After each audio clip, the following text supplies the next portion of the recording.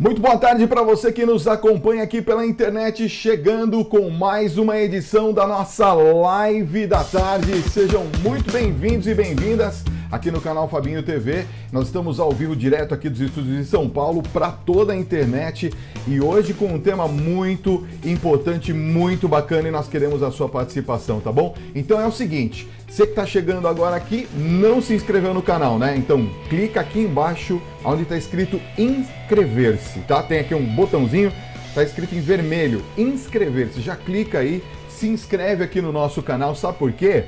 Porque você já vai poder interagir junto com a gente, já pode deixar o seu gostei, o seu like, o seu joinha. Você pode também mandar mensagens pra gente, deixar os comentários. Quando terminar o vídeo, fica aqui um espaço para comentários. Eu quero que você comente o que você tá achando dos temas, das lives, o que você tá achando do nosso canal como um todo. Deixa o seu comentário aqui e coloca qual é a sua sugestão, qual é o tema, o que você gostaria que a gente tratasse aqui no canal. Aqui embaixo nos comentários, no final desse vídeo, com certeza você vai poder interagir, mas para isso você tem que clicar no botão inscrever-se, tá bom? Chegando em 1000 inscritos, nós vamos ter uma surpresa muito legal para vocês aqui no nosso canal. Portanto, já vai clicando, já vai se inscrevendo e já vai participando junto com a gente. Não deixa para depois não, já deixa o seu gostei, o seu like, o seu joinha junto com a gente aqui.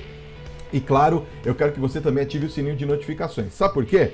Quando você ativa o sininho de notificações, todas as vezes que eu entro ao vivo, você fica sabendo o horário certinho, para você não ficar nem esperando e para também não demorar muito e você não gastar sua banda. Ah, que bom!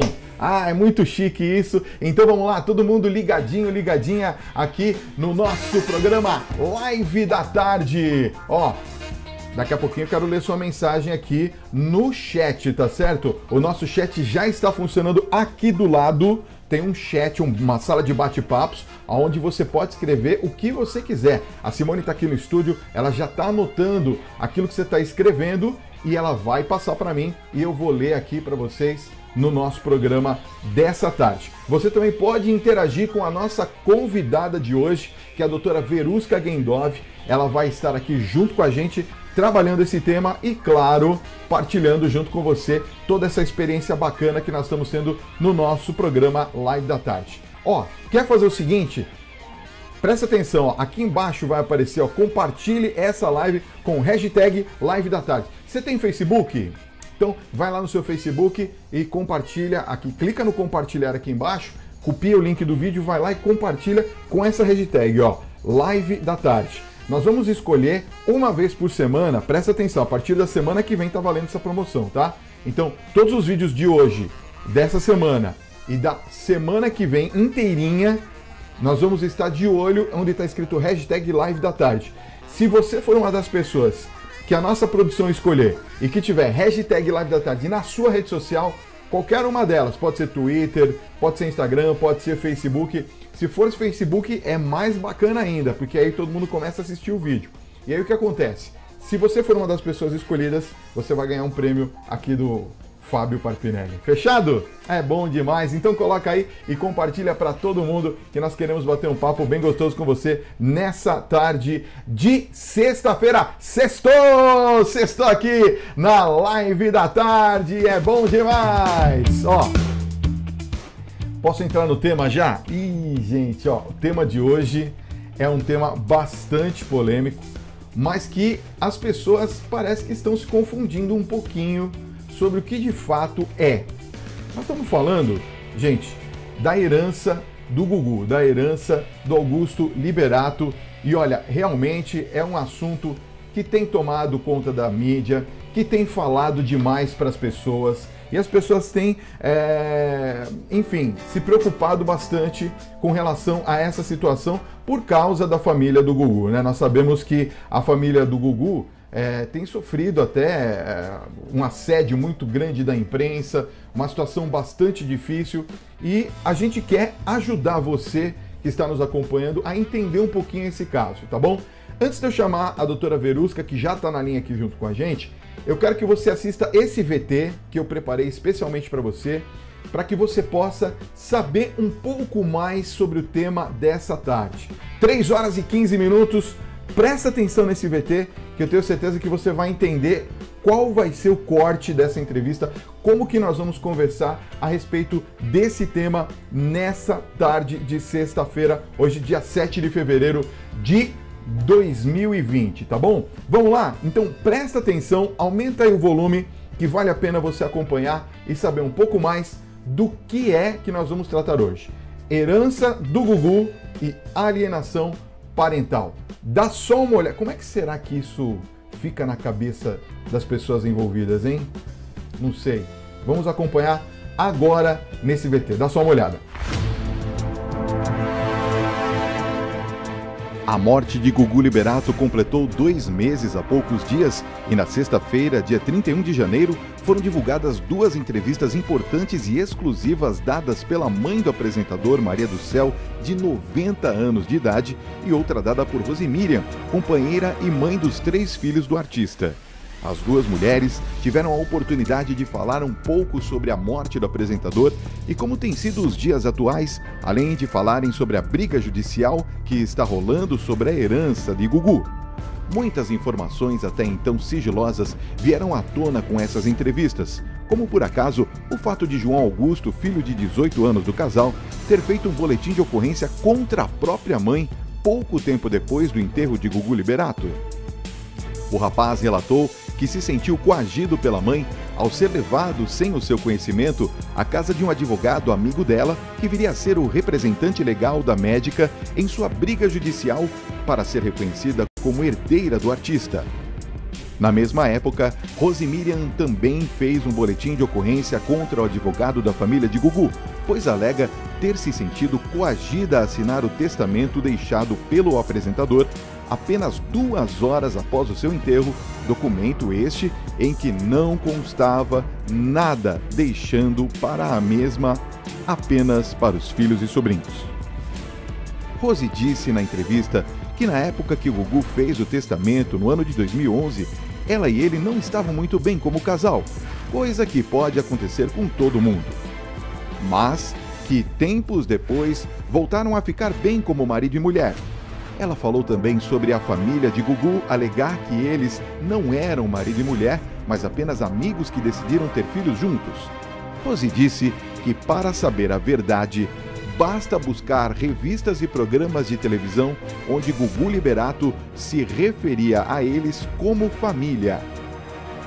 Rose disse não entender como a família dele, 2 meses antes de sua morte, a tratavam como esposa do Gugu, na festa inclusive de 90 anos de Dona Maria do Céu, mãe de Gugu. E depois de sua morte, alegavam que eram apenas amigos. Rose revelou que o irmão de Gugu poderia testemunhar a seu favor, mas que possui interesses próprios.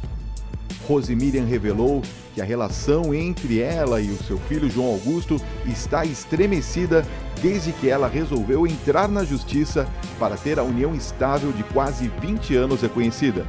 Ela disse ser um absurdo o fato de Aparecida Liberato, irmã de Gugu, ter ficado como a responsável pelo espólio do marido e também como a curadora das suas 2 filhas menores de idade. Rose falou sobre o filho ter pedido a expulsão do tio Gianfrancesco da mansão da família em Orlando e disse que foi ela quem pediu para o irmão ir para lá para lhe dar apoio e ajudar, mas que o filho está sofrendo influências da família do pai. Em uma carta divulgada nas últimas horas, a viúva de Gugu relatou como era o relacionamento com ele e garantiu que a família formada pelos 2 era de acordo com a vontade de Deus.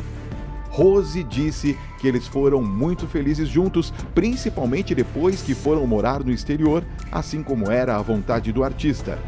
Rose disse que Gugu sempre que podia estava com eles em Orlando e que lá ele se sentia livre para fazer coisas que não conseguia fazer no Brasil. Fica a pergunta: Rosemiriam é ou não é a esposa legítima de Gugu? O Tribunal de Justiça do Estado de São Paulo cassou na tarde da última quarta-feira, dia 5, uma liminar, que é uma decisão temporária de primeira instância que determinava o espólio de Gugu Liberato, o pagamento de uma pensão mensal de R$100 mil à médica mãe dos filhos do apresentador morto em novembro. Em decisão também provisória, o desembargador Galdino Toledo determinou que, em vez dos 100 mil, sejam pagos a Rosemiriam a quantia de $10.000 por mês, cerca de R$42 mil. Esse dinheiro será usado para gastos com os filhos e com a manutenção da casa que eles vivem em Orlando, nos Estados Unidos.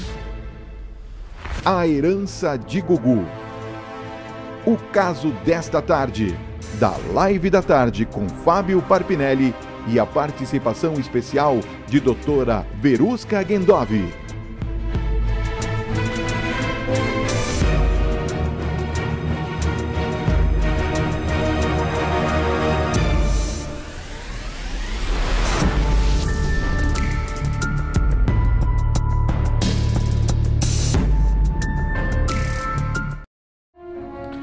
Pois é, agora a gente vai tentar debater, vai tentar conversar um pouco a respeito desse assunto, que é um assunto polêmico, sem dúvida nenhuma que é polêmico, mas que a gente quer entender um pouco melhor o que é que está acontecendo, né? Por que que se fala em alienação parental? O que é isso? Psicologicamente, como que fica a família numa situação como essa? Como é que as relações podem ser estremecidas por uma situação relativamente simples de se resolver, porque é só uma conversa? Ou será que não, hein? Eu quero saber a sua opinião. Vá participando no chat aqui do lado, vá deixando a sua opinião, enquanto eu cumprimento a nossa convidada dessa tarde, a doutora Verusca Gendovi, que vem ao nosso programa justamente para nos trazer as informações e fazer com que a gente possa entender um pouco mais sobre esse caso. Boa tarde, doutora Verusca, seja bem-vinda ao nosso programa. Boa tarde, Fábio. Boa tarde a todos que estão acompanhando. Prazer estar aqui, poder conversar com vocês, poder falar um pouco sobre tudo isso, explicar, porque às vezes, Fábio, a gente escuta esse tipo de situação e pensa que é algo tão distante.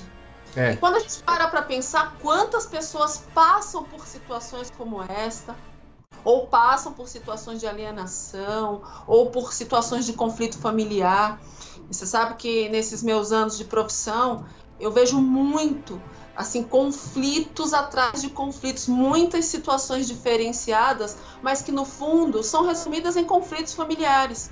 Então falar disso é falar um pouco de todos aqueles que também passam por conflitos familiares e quem sabe uma orientação pode fazer toda a diferença nesse momento. É verdade. Doutora, eu queria começar perguntando uma coisa que parece ser simples, mas que é importante para que a nossa audiência possa entender um pouquinho melhor toda essa história.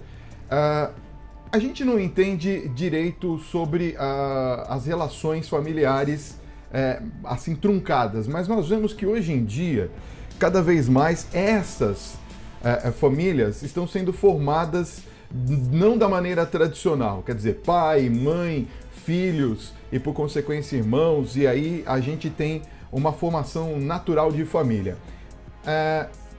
Por acaso, essa situação da Rosemiriam parece ser uma situação de barriga de aluguel. Como que eu diferencio se existe isso ou não? Se existe amor nessa relação ou se apenas o Gugu quis ter filhos com ela e a tratou apenas, não diria como uma barriga de aluguel, mas como algo a mais, assim, uma amiga onde eu confio para colocar o material genético para tornar o meu sonho de ser pai, por exemplo, realidade. É uma coisa um pouco difícil da gente entender aqui no Brasil, né, doutora? Interessante a colocação, porque nós temos que pensar duas coisas.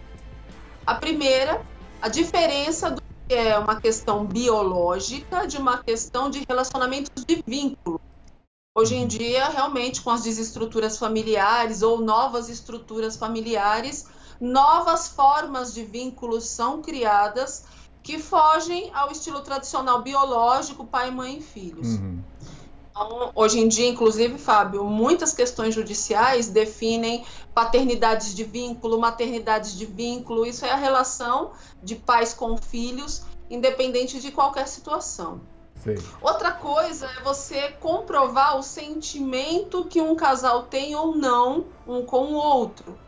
que é um outro processo, né? O que a justiça brasileira considera como uma relação de casal, de repente, ali estável, e o que emocionalmente se define um relacionamento conjugal estável. Né? Então, tudo isso, para a gente conseguir realmente saber na intimidade, depende de uma perícia, depende de muitos fatores para poder se levantar todas essas questões. Agora, o que a gente costuma fazer quando a gente lida com perícia, assistência técnica psicológica, uma situação, vamos imaginar essa situação que está sendo colocada com a questão da herança, para se avaliar uma questão de alienação parental. A gente vai ter que pensar aqui que é necessário verificar todo esse processo de sofrimento causado pelo luto. A gente sabe que o luto ele é um impacto muito forte para o ser humano. Independente de qualquer coisa, houve um luto. Isso já é um ponto muito importante, sério da situação. Quer dizer, esse filho já está sobre um efeito de um luto. Essa mulher já está sob o efeito de luto, independente da relação que tem, né, ali com o filho e tinha com o Gugu Liberato. A gente tem que pensar que havia um sentimento ali, e tudo isso já é por si só abalado pela situação de luto. Quando a gente pensa num caso de separação, mudando aqui também a questão, a gente também tem um luto, é um luto de um casamento, um luto de uma família. Ou seja, o que eu estou querendo dizer é que quando você pensa num processo de alienação, ele vem geralmente depois de um estado de luto, seja ele por morte, como foi no caso colocado, ou do luto de um casamento, que de alguma forma foi colocado um fim. E muitas vezes o casal, os genitores, entram num processo de litígio, de conflito, por uma disputa de guarda. Por conta disso, muitas vezes se discute uma série de coisas. Pensando essa questão especificamente do Gugu, nós tivemos um luto, né, de uma pessoa e se tem uma disputa de herança. Agora, imagina a cabeça de um jovem que, de repente, perde o pai e todos se voltam, de alguma forma, querendo saber como vai ser toda essa situação daqui para frente. Ele é um menino que tinha se tornado de maioridade recentemente, então tudo é muito novo. Imagino que as pressões não sejam... Então, tudo isso é necessário se verificar, se averiguar. Todas as pessoas, de alguma forma, ali cobrando, não deve ser muito fácil. Quando se diz que tem um caso de alienação parental numa situação como essa, o que se imagina? Imagina a família do Gugu Liberato fazendo uma campanha negativa num momento sensível, num momento complexo, num processo de conflito judicial, para que se possa criar, estou pensando aqui o que a mídia diz, né? Claro, deixando claro que a gente não sabe a intimidade dessa família e tudo isso, né? A gente está pegando os dados que a gente tem na mídia. Imagina-se que se faça uma pressão psicológica para desqualificar ou para criar falsas memórias, deixando esse filho um tanto conturbado emocionalmente, sem saber o que realmente está acontecendo ali. E, geralmente, quando se fala de alienação parental, independente da situação, as situações acabam batendo no mesmo ponto. Se desqualificar um dos genitores, seja pai ou mãe, em detrimento do outro. Ou seja, é colocado vários pontos negativos do genitor que é alienado, para que possa confundir aquele filho, deixar aquele filho negativo ou rejeitando aquele genitor, com medo daquele genitor, ameaçado com um genitor que é alienado. Agora, você imagina o impacto psicológico na cabeça de um ser humano que passa por esse tipo de situação, sendo pressionado, independente da situação. A gente está colocando aqui, a gente está vendo questões aqui na mídia. Mas imagina como é difícil para você, do dia para a noite, pressionado, angustiado, e não sabe exatamente o que está acontecendo. E é muito triste quando a gente vê que essa situação acontece, porque os maiores prejudicados, quando se instala um processo de alienação, os maiores prejudicados são os filhos, sejam crianças, adolescentes, pré-adultos ou pré-adolescentes, que passam por essa campanha para denegrir a imagem daquele genitor ali. Então, o processo de desenvolvimento emocional, de até mesmo uma depressão, porque é difícil lidar com um conflito desse tamanho. É verdade. Ó, doutora, uma coisa que me vem muito à mente aqui, é uma coisa que as pessoas estão perguntando, né? Porque ainda causa muito impacto para as pessoas a questão, por exemplo, de apenas 2 horas depois do velório, na verdade do enterro, a família já foi lá para ler o ato lá da herança, para ver o testamento e tudo mais. E depois isso foi se agravando cada vez mais, né? Falando um pouquinho sobre o contexto familiar, o garoto lá, o João Augusto, filho do Gugu, ele tem 18 anos de idade, quer dizer, vamos dizer assim, ele acabou de sair da adolescência. Eu acho que ele ainda nem sabe direito, porque quando você faz 18 anos, eu vou me recordar aqui dos meus 18, né? A gente não lembra exatamente das responsabilidades, a gente não reconhece ainda as responsabilidades. E eu acho que é muita coisa na cabeça dele para ele pensar. Pode ser que isso seja um agravante, no caso, se é que se comprove isso, porque o advogado da família do Gugu diz que ele não entrou com uma ação, na verdade não, ele fez um boletim de ocorrência contra a mãe. Porém, a gente percebe que as decisões estão todas favoráveis à família do Gugu. E como é que fica esse processo na cabeça das crianças? Por acaso, não só o João Augusto, mas as gêmeas, podem se sentir traídos, psicologicamente falando, pela mãe e nutrir um sentimento errado de que a mãe está traindo ou está querendo usurpar alguma coisa que é de direito dessas crianças e dessa maneira ela bloquear qualquer tipo de relação afetiva com a mãe? Sim, até porque a intenção do processo de alienação parental é exatamente esse: você conseguir denegrir a imagem daquele genitor que está sendo, né, sofrendo ali a alienação, fazer com que se acredite, que aquele filho acredite que aquele genitor é desqualificado e acredite que ele esteja de alguma forma querendo te prejudicar ou esteja querendo te trazer algum malefício.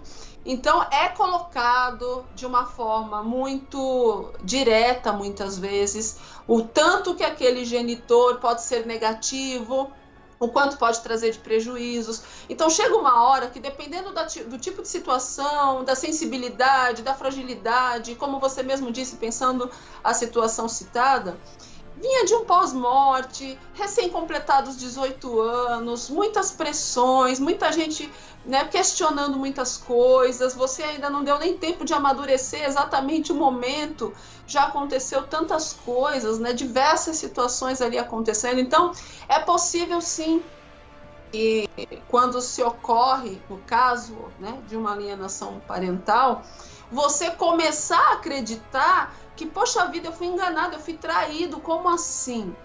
Dependendo do quanto se fala, da forma que se fala, criando até memórias que são falsas. Hoje nós temos um número muito grande de jovens, de crianças e de jovens, adolescentes, que sofrem exatamente, Fábio, esse tipo de pressão. E começam a acreditar que realmente aquela pessoa é desqualificada, que ela inspira insegurança, risco ou qualquer tipo de coisa assim, sendo que, na verdade, são memórias criadas para criar um atrito e uma quebra do vínculo entre filhos e pais com o genitor que está sendo alienado. Então, tudo isso realmente acontece. Agora, quando uma pessoa completa 18 anos, essa idade ela vem muito cheia de expectativas de um lado e de responsabilidades de outro. Uhum. Quando se completa 18 anos, no meio de um processo de luto, mais um processo de disputa financeira, imagina a quantidade de pressões para uma cabeça que não estava naquele momento imaginando que aconteceria nada disso. Geralmente um jovem, quando completa 18 anos, está esperando começar a dirigir, ganhar seu primeiro carro, entrar para a faculdade, enfim, a cabeça está voltada completamente de uma forma diferente e de repente você tem que lidar com disputas, conflitos, brigas, delegacia, justiça. Imagina o quanto de sofrimento realmente isso agrega. Então, o que a gente pode colocar aqui é que, no meio desses processos de conflitos, nós não conseguimos raciocinar direito. Nós temos uma espécie de bloqueio cognitivo quando a gente passa por uma situação de pressão, e principalmente uma pressão desse tamanho. Então, você lê um testamento 2 horas após todo aquele processo, sabe, de luto, é muito difícil, de enterro, sabe, velório, então é bem complicado, não é indicado. Inclusive, quando as pessoas perguntam sobre essas questões, eu lido muito com vara de família, olha, qual é o momento certo? É o momento que você, pelo menos, começa a cair a ficha do processo de luto, espera um pouco, esfria a cabeça, não faça nada imediatamente. Quando nós realizamos qualquer tipo de situação ou passo, damos algum passo com a cabeça quente, com sofrimento, nós temos um bloqueio cognitivo gigante, a gente não consegue pensar. Talvez por isso a palavra coação, sentir coagido, que é a palavra que a matéria colocou algumas vezes, né? A matéria que você colocou, Fábio. Me sentir coagida, me sentir coagido. Exatamente por isso, porque você não consegue pensar. O raciocínio não consegue funcionar direito quando estamos sendo muito pressionados. O ideal, isso é uma dica para todo mundo que está assistindo aqui a live da... Não importa o que aconteça na sua vida, não tome decisões em cima de pressão, não importa o que seja. Pode ser comprar uma caneta. Não tome decisões com a cabeça sendo pressionada, porque, infelizmente, as chances de se errar são grandes. Tá vendo só? Doutora Verusca, uma outra coisa que eu queria colocar aqui, que as pessoas já foram participando aqui e colocando de perguntas, é a respeito da cabeça da Rose, né, da esposa, vamos dizer assim, tá? Vou falar esposa, ela não foi reconhecida como esposa, mas também, até pegando um gancho do que você está falando do tempo, né, que não se deu tempo do luto, já se foi falando a respeito de abrir o testamento, vamos ver o negócio aqui da herança e tal. E aí ela volta para os Estados Unidos, ela se depara com um problemão, porque ela tem uma casa que talvez nem seja para o padrão de vida dela. Ela está vivendo numa casa de 7 milhões, quer dizer, não é brincadeira, né? Então você imagina que para você comprar produtos de limpeza numa casa de 7 milhões não é brincadeira, a manutenção que se tem numa casa de 7 milhões não é brincadeira. E aí o que acontece? Talvez a ausência, né, do marido ou do companheiro, enfim, do Gugu, que de alguma forma estava morando já faz algum tempo lá nos Estados Unidos, daquela pessoa que você tem um apreço, que você tem na sua cabeça, que é a pessoa base, aquela que movimenta o eixo todo, né, da família, que traz o dinheiro para casa, simplesmente já não existe mais. E você está fora do testamento. Ela pode ter tido um surto, e apesar de ter decidido judicialmente, talvez, ou através de um contrato, seja lá o que for, que ela tenha feito em 2011, quando ela decidiu ter os filhos do Gugu, isso pode ter afetado ela psicologicamente falando, a ponto dela surtar e já buscar um advogado imediatamente e tentar reverter essa situação, tipo uma situação de pânico, desespero absoluto? É claro que quando somos pressionados, Fábio, e temos preocupações, quando você mora num local, você tem que pensar que esse local ele depende de um custeio, ele depende de despesas. Eu imagino que uma casa grande, com certeza, o custo não é um custo baixo para se manter. E no meio de tudo isso, um processo de inventário leva muito tempo, não é algo rápido, geralmente demora. Mesmo com testamento, tem todo um trâmite judicial que não é rápido, não é breve.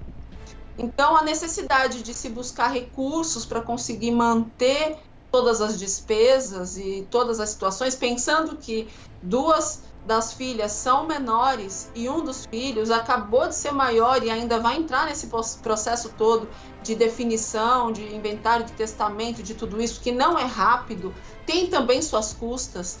Para você conseguir herdar algo, você tem que pagar custas judiciais nesse processo de inventário. Então não é algo simples, rápido e barato, né? E quanto maior o inventário, lógico que mais caro ele fica. Imagino que com todas essas preocupações, é natural, isso eu vejo, é muito comum, se pedir uma pensão provisória para que você possa custear. Então pede-se uma liberação de uma porcentagem para poder custear os bens e manter de alguma forma pelo menos os principais ou de moradia. A justiça costuma oferecer aquele imóvel que se mora. Os outros discute depois. Depende de cada caso, cada situação. Especificamente esse, se liberou um valor e acredito que depois se reduziu esse valor porque talvez não se achou que o valor que foi definido num primeiro momento fosse necessário, né? Talvez se calculou as despesas e se reduziu a necessidade do valor. Agora, o que eu penso aqui é o fator realmente emocional de tudo. Pensa que o Gugu faleceu só tem 2 meses. Pois é. São 2 meses. Olha a quantidade de situações. E aí eu fico pensando na vida de cada um de nós, né? Quando falece alguma pessoa da nossa família, quantas coisas e decisões que nós temos que muitas vezes tomar. Como é difícil você ter que providenciar tantas coisas.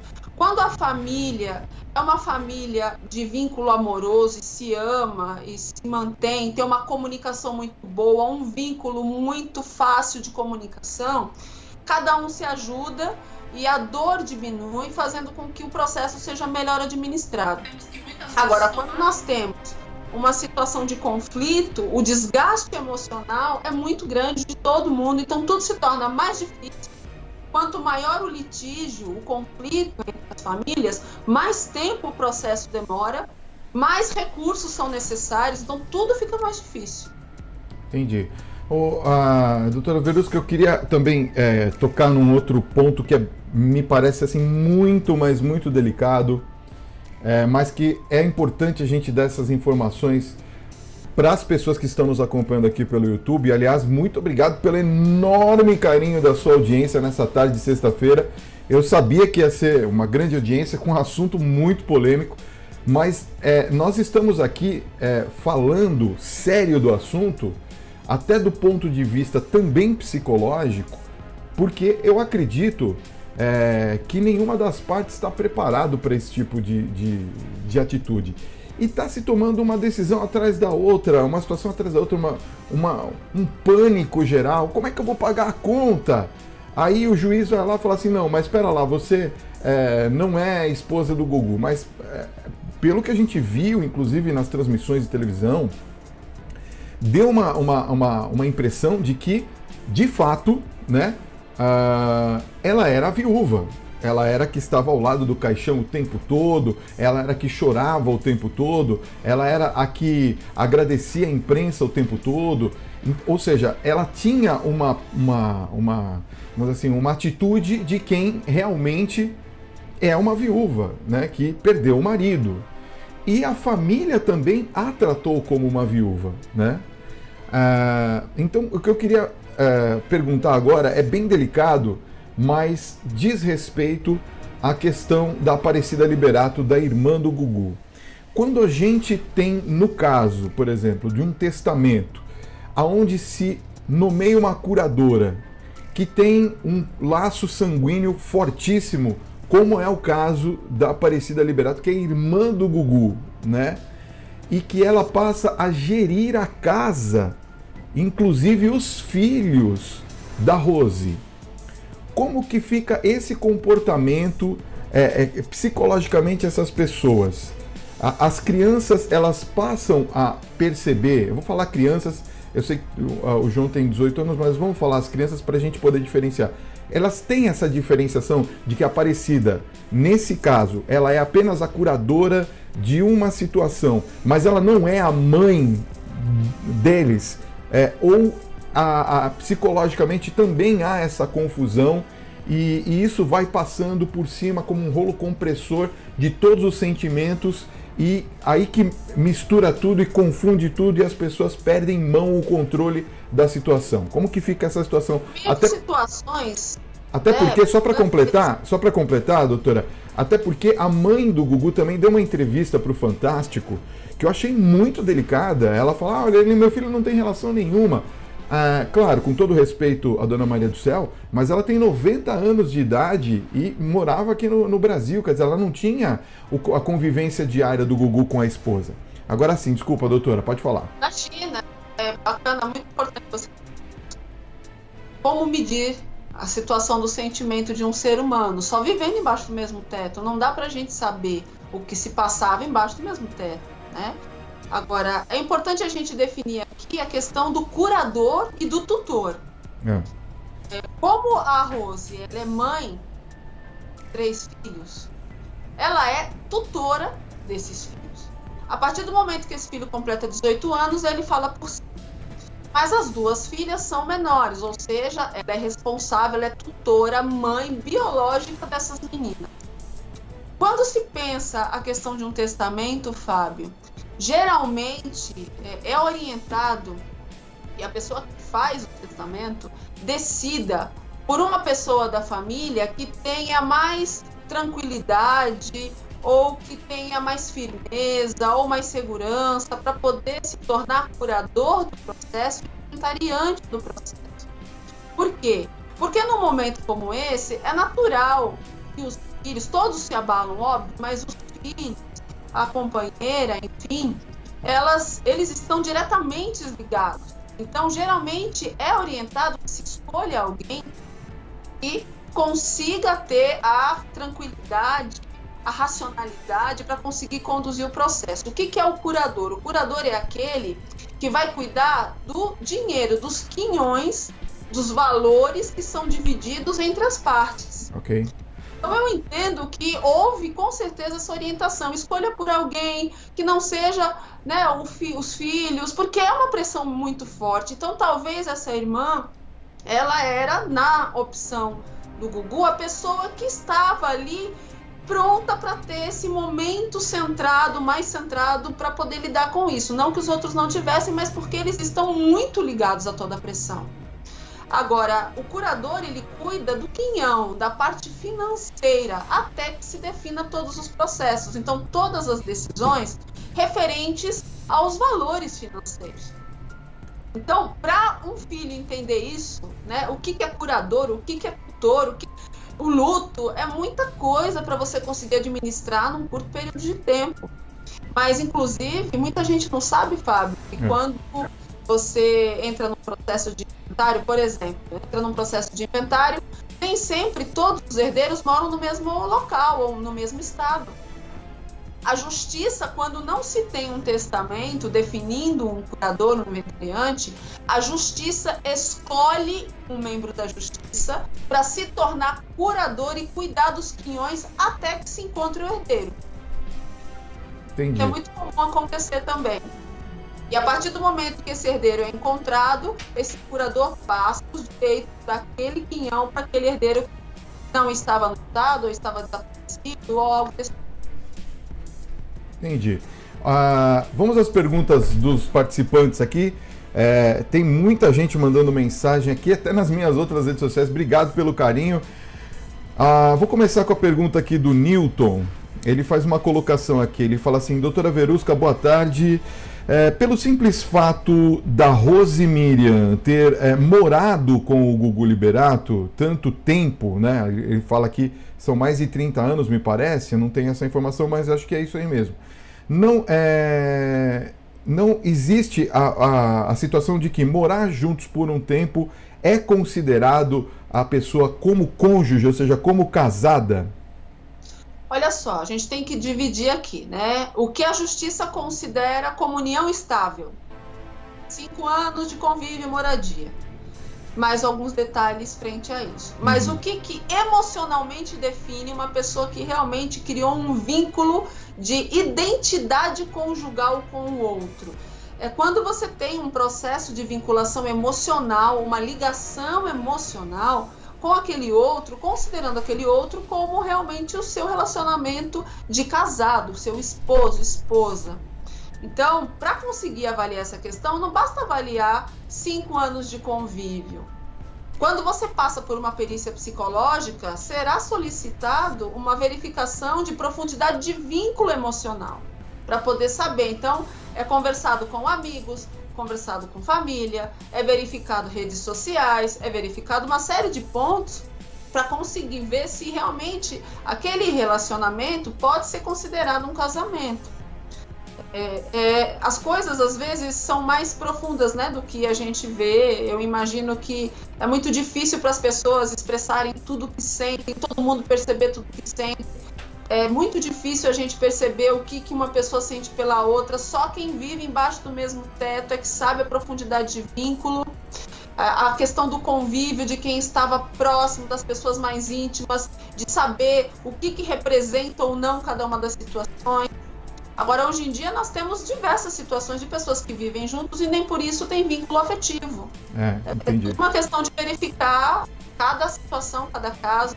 Se a gente pensar a situação do Liberato, não dá para dizer. Teria que passar por toda uma perícia para poder saber como era esse vínculo ou não. O resto é tudo especulação mesmo. Não dá para a gente ter uma ideia. Só pegando situações muito íntimas, próximas, para conseguir levantar. A Natália está perguntando o seguinte, ela fala assim: doutora Verusca, boa tarde, as meninas são menores de idade ainda, por acaso a questão psicológica delas é mais afetada em relação à posição do irmão ou à posição da mãe? Olha, é muito difícil a gente medir, porque cada pessoa, cada ser humano, cada indivíduo é único. Pode acontecer de uma das meninas se sensibilizar mais com um ou com o outro, ou a outra se sensibilizar mais com um ou com o outro, ou se sensibilizar com os dois, porque eu também vejo às vezes isso. Depende do conflito que é gerado internamente em cada mente. Às vezes, eu lido muito com gêmeos, sabe? Eu já atendi muitos gêmeos aqui no consultório. E os gêmeos têm por característica muito básica uma diferenciação mental, psicológica gigante entre outros. Às vezes você tem um gêmeo que é fisicamente idêntico, um grupo ali idêntico genético. Mas você está imaginando que cada cabeça encara a situação de um jeito diferente. Então eu já peguei gêmeos que um era muito racional, o outro mais emotivo, o outro era mais sensível, o outro era mais rígido. Às vezes tem um que até o jeito de andar é mais rígido e o outro é mais flexível. Então, cada mente é única. Cada ser humano é único, a nossa identidade mental é única. Então, sem ter os outros, né, o resto dos dados para poder avaliar. O Roberto está participando aqui com a gente. Muito obrigado, pessoal do Rio de Janeiro também aqui nessa live junto com a gente. Ele está perguntando se eu tenho o programa na televisão. Ainda tenho o programa na televisão ainda. Aliás, por falar nisso, hoje à noite nós estaremos ao vivo pela Rede Vida com Mais Vida às 8h30 da noite. Eu espero você lá também, tá bom? Mas ele faz uma pergunta aqui muito interessante a respeito da questão psicológica da mãe do Gugu. Ele fala assim: boa tarde, doutora Verusca e Fábio. Doutora, por acaso a mãe do Gugu, por ter uma relação maternal, ela tem tendência a defender mais o filho, mesmo ele não estando presente, e dessa maneira prejudicar a possível, né? Eu vou colocar aqui o possível, a esposa do Gugu? Claro. Mãe é mãe, é fácil. Mãe é mãe. Não tem jeito. O privilegiado do processo. É verdade, não tem jeito. Isso a gente dizer, né? É porque eu acho que o Roberto... Deixa eu só te interromper um pouquinho. É que o Roberto falou isso, eu acredito, por conta daquela entrevista do Fantástico, que ela fala assim: a gente não precisaria pagar advogado, né? Por que tá pagando advogado? Até o advogado falou depois, num programa do SBT, o inverso. Ele falou assim: mas tem que ter advogado na história. Então, assim, com respeito a todas as partes, mas ela fala: não precisa ter advogado, a gente podia conversar e resolver essa questão. Quer dizer, para ela é mais simples na cabeça dela, inclusive como mãe, né, doutora? Cada pessoa enxerga um ângulo diferente. Todos nós estamos sujeitos a serem percebidos de uma forma muito diferenciada. Cada pessoa enxerga de uma forma, cada pessoa tem um histórico que vai valorizar melhor um ponto ou outro. Agora, a mãe, ela sempre vai olhar de uma forma diferenciada para aquele filho. O olhar sempre vai. É difícil de dizer se isso vai prejudicar ou não uma outra pessoa, mas aquele olhar para o filho sempre vai ser um privilégio. A defesa sempre vai acontecer com o filho, independente da situação da pessoa. Entendi. Olha, tô tentando selecionar aqui as perguntas. A Simone está me ajudando aqui. Obrigado a Simone que está colaborando aqui comigo. Tem uma pessoa que está... Deixa eu ver aqui. A Simone está separando aqui para mim. Deixa eu ver quem é aqui. Flávio, que está perguntando, de São Paulo, ele é advogado, inclusive, está fazendo a seguinte pergunta. Doutora Verusca, mesmo tendo assinado um acordo em 2011, a pessoa pode voltar atrás na sua decisão? Eu acho que ele está perguntando de maneira jurídica, né? Como eu vou dizer, como eu sou psicóloga, eu vou focar na questão emocional. Emocionalmente, nós acordamos diferente todos os dias. Isso é verdade. Às vezes a gente acorda sentindo algo e às vezes a gente acorda sem sentir esse sentimento. Então, todos nós, mediante a nossa rotina, a nossa vida, as pessoas que convivem, as formas de viver, cada um depende muito das suas rotinas. Então, às vezes, quantas vezes, Fábio, a gente vê uma situação e uma pessoa diz que está apaixonada por outra e às vezes some todo o sentimento. E até tem ações que parece até que não gosta do outro ou que nunca gostou. Tem pessoas que foram completamente apaixonadas por pessoas e parece que tem dias que acorda como se detestasse a pessoa. Então, esse processo de sentimento é muito sensível. Então, se eu pensar emocionalmente, eu posso pensar de uma forma, hoje se eu estiver chateada, eu posso pensar de uma forma se eu estiver com fome, eu posso pensar de uma forma se eu estiver triste. Então, a minha forma de pensar pode variar dependendo de várias questões. Agora, juridicamente, com certeza isso tem que ser averiguado com a lei e verificar quais são as possibilidades dentro da lei. É difícil de dizer assim, né? Só um advogado mesmo que possa verificar com calma. Doutora Verusca, tem a participação aqui do Alexandre, lá de Alfenas. Um abraço a vocês, obrigado pelo carinho, tá? O Alexandre está fazendo uma pergunta muito interessante e você pode escrever sua pergunta também aqui no chat. Tem muita gente participando nas minhas outras redes sociais, vocês estão me vendo pelo Facebook, por exemplo. Aqui, a Simone está me ajudando aqui, a gente está acolhendo as participações, mas eu preferiria que vocês que estão me acompanhando, por exemplo, pelo Facebook, que vocês vão lá no canal do YouTube. Eu sei que é meio difícil, né, migrar entre as redes sociais, mas você vai lá e faça a pergunta no chat da live, né, que é mais legal para a gente poder centralizar aqui. Mas tudo bem, podem fazer as suas perguntas, que a Simone está me ajudando aqui, tá?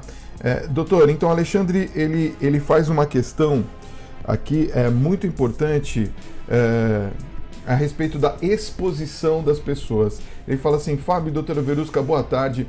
Como fica a questão psicológica com relação à exposição tão grande na mídia e nas redes sociais? Por acaso as pessoas podem ter algum tipo de surto, desenvolver algum tipo de surto em relação a essa exposição exagerada, doutora? Olha, tudo depende, Fábio, do preparo emocional que a pessoa apresentar. Eu já vi muitas situações, pessoas tinham uma estrutura emocional, conseguiam lidar com qualquer tipo de pressão, qualquer tipo de situação. Pessoas que emocionalmente apresentam uma estrutura melhor, vêm de um processo que favoreceu essa estrutura. Então, situações mais delicadas, por mais que sejam difíceis, se essa pessoa tem uma estrutura, ela vai lidar melhor. Agora, no geral, as pessoas elas não estão preparadas para lidar com o que é diferente. Ninguém acorda imaginando o que pode acontecer de ruim num tamanho tão grande. Então, geralmente, as pessoas não apresentam, essa estrutura. E aí, o que pode acontecer? Essa pessoa ela é pressionada. Se a pessoa não tiver uma estrutura psicológica muito definida, uma estrutura psicológica forte, estruturada, preparada, ela não consegue gerenciar esse sentimento, ela não consegue gerenciar as emoções. E aí o que acontece? Ela entra num rompimento, que nós chamamos de surto psicótico, que pode ocasionar por excesso de pressão psicológica.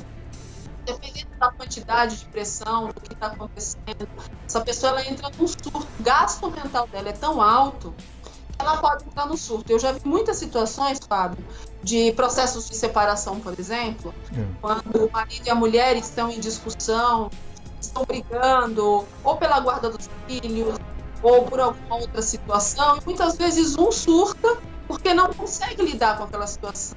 Entendi. A dor é muito forte, as expressões são muito fortes, então podem acontecer. Eu tenho visto muitas mulheres passando situações delicadas, pessoas que romperam o relacionamento e não aceitam porque o relacionamento terminou, e muitas vezes surtam porque não aceitam viver aquela nova situação, aquela nova história, querem continuar mandando. Eu vejo muito isso, pessoas que querem mandar muito pro outro, e aí de repente perde o controle desse outro, e essa pessoa começa a poder ter própria vida e o outro não aceitar, e começa a criar tantas pressões que a pessoa acaba adoecendo. Eu vejo muito isso acontecer em processo de término de relacionamento.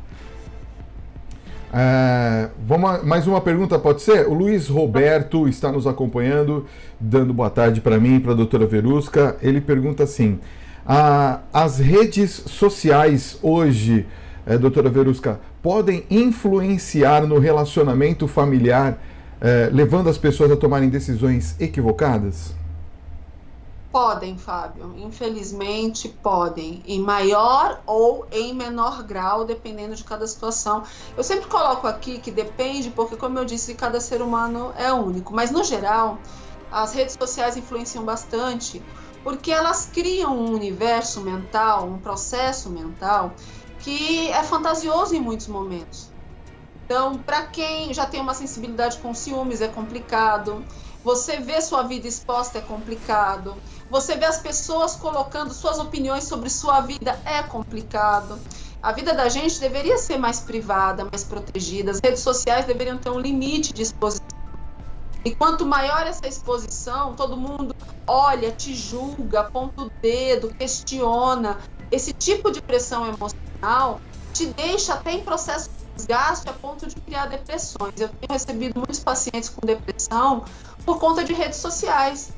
Porque às vezes colocou uma foto numa ingenuidade, nem pensou muito, aí veio alguém, questionou, criticou, apontou. E muitas vezes as pessoas, por se sentirem escondidas atrás do computador, são muito cruéis nos apontamentos. E as pessoas não estão preparadas, muitas vezes, no geral, de agressão. As redes se tornaram, às vezes, muito agressivas em olha, o Marcos Roberto, a última pergunta, tá? O Marcos Roberto, ele toca também num assunto muito delicado aqui. Ele está nos assistindo lá nos Estados Unidos. Ele está parabenizando o nosso canal pela iniciativa. Obrigado, viu? Não é fácil, não. A gente fica meio doido aqui com essas coisas todas. A internet funciona, não funciona. É uma loucura. Mas estão fazendo na cara e na coragem. A pergunta que ele faz também é bastante delicada. É a respeito, por exemplo, de como as informações chegam distorcidas. Ele faz um texto aqui muito longo, eu estava lendo aqui, só que eu vou resumir assim a pergunta, tá?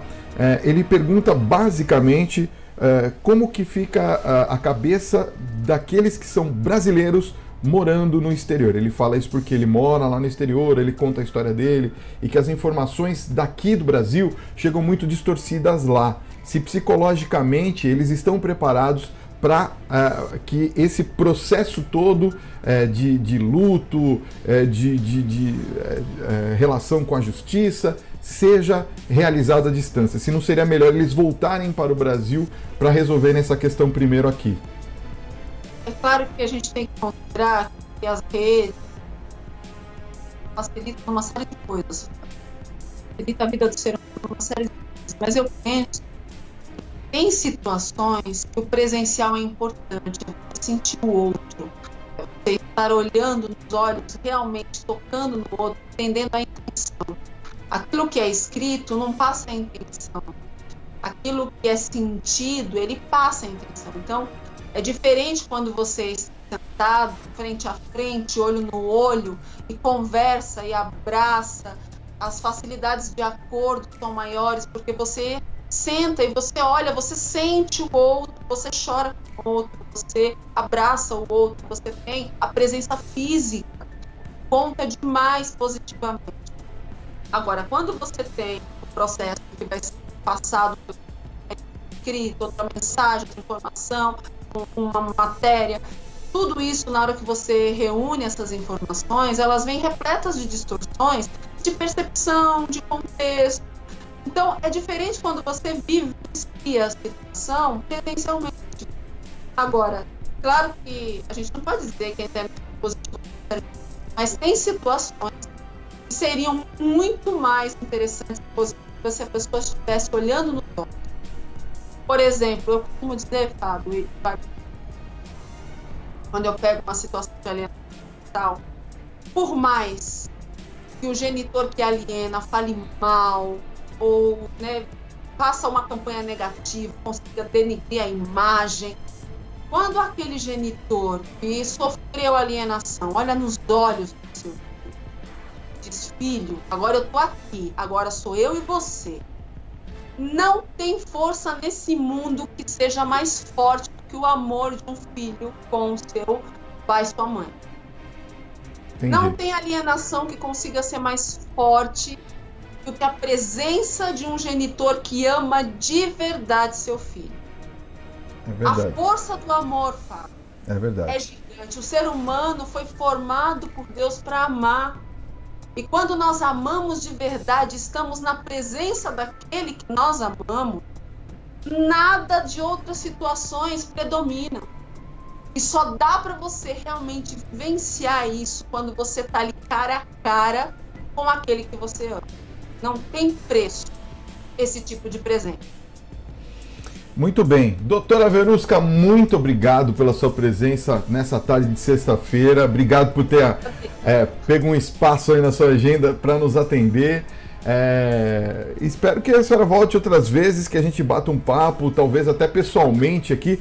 Teve algumas falhas, claro, na comunicação por conta da internet. De vez em quando dá umas truncadas, pipoca um pouquinho, mas deu para entender a ideia. Estou aqui acompanhando com o meu ponto aqui, estou acompanhando direitinho como é que a gente está vendo. Então, quando eu não entendo, eu repito a pergunta, mas como já deu para a gente entender as colocações, então acho que valeu a pena a gente, inclusive, esclarecer para as pessoas e tirar um pouco desse ranço, né, de que fica só na base da fofoca, na base do falar mal, né? Eu vejo pessoas defendendo e pessoas atacando, pessoas falando: ah, mas poxa, o cara nem faleceu direito e aí não pode descansar em paz. Ok, é válido, claro, é um pensamento cristão e eu compactuo desse pensamento. Agora, que é notado que ele deixou uma herança de 2 bilhões e que isso vai gerar uma certa confusão porque ele deixou um testamento polêmico, e isso é verdade. Agora, a gente espera de verdade que as pessoas que estão nos assistindo, principalmente aqueles que têm uma posse um pouquinho maior, que eles percebam que é importante você manifestar o seu desejo e ter as relações bem resolvidas aqui em vida, porque depois que morre, gente, não tem conversa. A gente, não é só o caso do Gugu, não, a gente tem inúmeros casos de famosos que a gente pode citar aqui. Calbi Peixoto é um deles, por exemplo, né? Calbi Peixoto, milionário da dupla Milionário Zé Rico, né? Acho que o Zé Rico é um milionário, né, que faleceu, né? Milionário que faleceu da Milionário Zé Rico, também a mesma situação, né? Tem aquele outro também que faleceu, que é negro, cantor também, é o Emílio Santiago. Enfim, são situações em que depois que a pessoa não está mais aqui, que ela faz falta, começa uma briga terrível entre as famílias e isso acaba esfacelando a família, acabando com os sentimentos, deixando a pessoa psicologicamente ruim. E eu espero que a gente tenha contribuído para as pessoas que estão nos acompanhando agora para que resolvam as suas relações em vida, que é o melhor negócio a se fazer. Doutora, muito obrigado pela sua presença. Deus abençoe o seu trabalho cada vez mais. Parabéns pela sua premiação, já falei na TV, agora falo aqui na live pela sua premiação da Assembleia Legislativa. Deus abençoe o seu trabalho e volte outras vezes, tá bom? Agradeço imensamente, Fábio. E para finalizar, para quem está assistindo, vamos amar mais as pessoas em vida. Vamos amar, vamos exercer amor, vamos exercer afeto. Eu penso que a vida é muito curta E se tem uma coisa que a gente tem que valorizar, é o amor que a gente pode ter com outro ser humano. Vamos evitar julgar, vamos evitar apontar o dedo, vamos ajudar, vamos torcer por cada um, vamos ajudar cada um, amar cada um, porque o amor, sem dúvida, é um sentimento que sobrepõe qualquer outra coisa, tá bom? Um beijo, Fábio. Obrigado aí pelo carinho, viu? Quem quiser falar com a doutora Verusca, se você quiser entrar em contato, passa os contatos aqui, doutora, por favor. Olha, para quem quiser entrar em contato, eu deixo sempre meu celular disponível na internet, que é o 11 98249 0073. Ou coloca lá Verusca Psicóloga no Google e me encontra também. Vamos lá, então, é 11 São Paulo. Isso, 982 44 Não, 49 98249 00 73. É WhatsApp, né? WhatsApp, é só chamar lá no WhatsApp que eu vou respondendo. Maravilha. Ou então, Verusca Gendov no Google. Aí acha todas as suas redes sociais. Psicóloga Verusca lá no Google me encontra também. Beleza. Ou então mesmo, se você quiser, tô pondo na tela aqui, @DRA Verusca com K, tá aparecendo aí no vídeo embaixo da imagem aí da doutora Verusca. Você pode colocar também aí e achá-la no Instagram e nas redes sociais. Doutora, beijo no seu coração, muito obrigado mais uma vez, viu? Abraço pra você. Muito obrigado, tchau, tchau. Muito bem, gente, agora são exatamente 4 horas e 11 minutos. Quero agradecer o seu carinho, quero agradecer por você ter ficado com a gente até agora. Quero agradecer as pessoas que participaram aqui nessa live da tarde. Assunto polêmico, é sempre assim mesmo. A gente sempre está aqui à disposição para poder fazer toda a diferença quando a gente fala de relacionamento e de coisas boas da vida, tá bom? Ó, a você que veio aqui para participar da live da tarde, seja um dia, 2 dias, 3 dias, se você assistiu a semana toda, se você compartilhou esse vídeo ou os outros vídeos, se você veio aqui junto comigo para participar, muito obrigado pelo seu carinho. Ó, nós fizemos uma semana de testes da live da tarde. Nós vamos agora sentar com a nossa equipe, eu vou reavaliar tudo direitinho para ver se vale a pena a gente continuar com esse projeto. É um projeto que me ocupa muito tempo, de verdade, assim, mudou completamente minha rotina, tá certo? E eu quero deixar esse feedback, esse retorno para vocês, porque às vezes parece que a gente, você fala, poxa, mas e aí, como é que é esse negócio? Então, assim, eu queria agradecer muito aos profissionais, todos eles, que de alguma forma toparam vir comigo, né? Então já temos uma agenda para a semana que vem, mas eu vou confirmar para vocês nas minhas redes sociais, principalmente aqui no canal do YouTube, se nós vamos fazer a live da tarde na semana que vem, tá certo? Então é o seguinte, se a gente for fazer novamente, segunda-feira já está marcado com o Marcelo Segredo, falando sobre finanças e investimentos.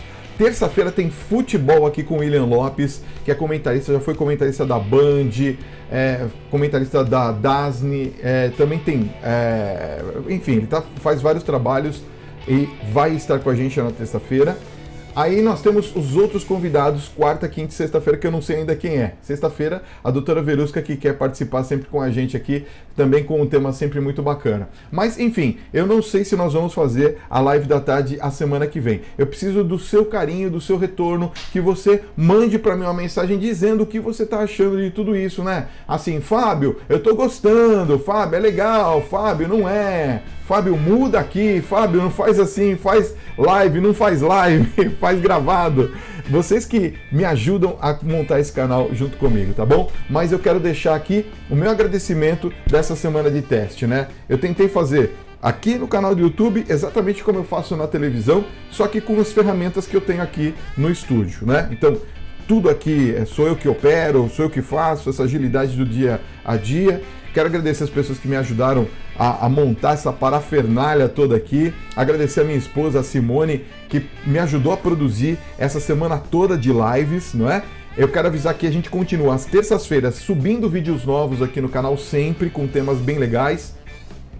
E às quintas-feiras a gente continua ao vivo com a live de quinta, sempre à noite, às 8 horas da noite, ao vivo, trazendo para você um tema em que a gente debate e conversa juntos aqui à noite, tá bom? E você também pode sugerir esses temas. Então vamos fazer assim, ó. Se você já se inscreveu, já deixou o seu gostei e já ativou o sininho de notificações, ótimo. Você já pode comentar aqui nesse vídeo. Então aí você vai aqui embaixo, assim, agora que acabar a live, você fecha a sala de bate-papo e vai aqui embaixo achar comentários. Comente o que você achou desse vídeo e dessa semana, dessa série de lives que eu fiz, tá bom? E me dá sugestões do que você gostaria. Gente, à noite eu tô de volta, 8h30 da noite, não aqui no canal, mas lá na Rede Vida, com o nosso programa Mais Vida. Ó, beijo no coração, amo vocês, até domingo no meu Facebook com a oração no colo da mãe, tá bom? Fiquem com Deus, Deus abençoe, beijos, fui!